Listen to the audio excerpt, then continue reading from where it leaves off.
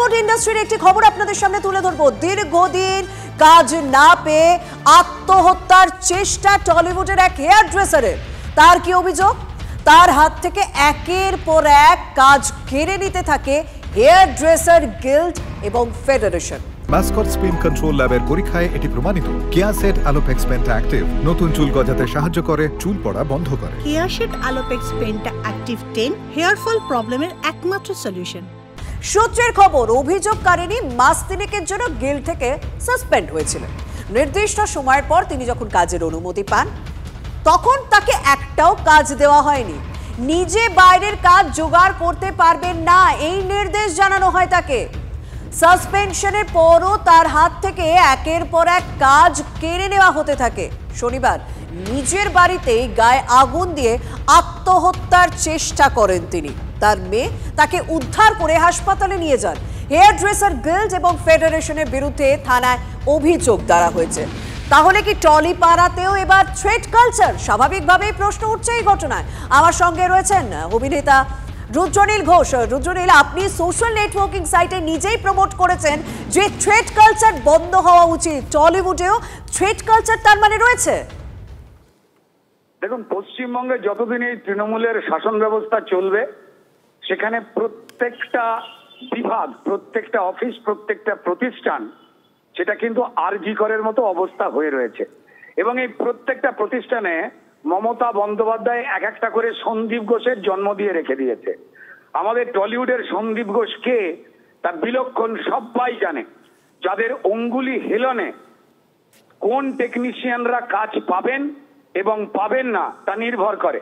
তাদের যোগ্যতা অনুযায়ী পরিচালক যাদের কাজ দিতে চান তারা কাজ করতে পারেন না, বরং এই লিস্ট তৈরি করে ফেডারেশনের মাথারা, যেখানে সন্দীপ ঘোষেরা বসে আছেন, যারা তৃণমূলের বা যে কোনো সামাজিক অন্যায়ের বিরুদ্ধে, ক্রিমিনালদের বিরুদ্ধে কথাবার্তা বলেন। পরিচালক সেই টেকনিশিয়ানদের চাইলেও এই ফেডারেশনের সন্দীপ ঘোষেরা যোগ্য লোকেদের কাজ করা থেকে আটকে দেন, অযোগ্য লোকের নাম পাঠিয়ে দেন। অর্থাৎ পরিচালক কোন যোগ্য টেকনিশিয়ানকে নিতে চাইলে তিনি পারেন না।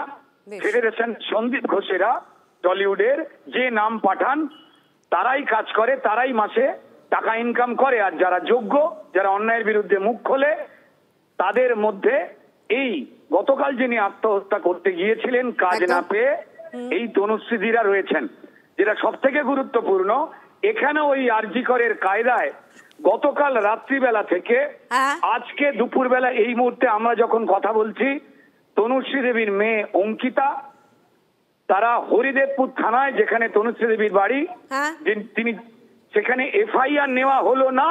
এখনো পর্যন্ত কোনো রকম অভিযোগ দায়ের হয়নি। এটা গুরুতর অভিযোগ। একটা অভিনেতা এবং বিজেপি নেতা রুদ্রনীল সঙ্গে কথা বললাম, রুদ্রনীল ঘোষ, তিনিও বললেন যে এখনো পর্যন্ত এই ঘটনায় কোনো রকম এফআইআর দায়ের হয়নি, অভিযোগ করছেন রুদ্রনীল ঘোষ। এদিকে গিল্ডের সঙ্গে আলোচনা করে ফেডারেশনের তরফে সমস্যার সমাধানের চেষ্টা চলছে।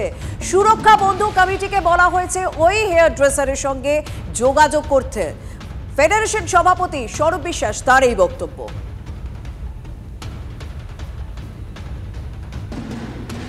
শ্রমিক স্বার্থ দেখতে হবে, অবভিয়াসলি শ্রমিক স্বার্থ দেখতে হবে, এবং তার জন্য যে ইউনিয়ন আছে সেই ইউনিয়নকেও কাজ করতে হবে।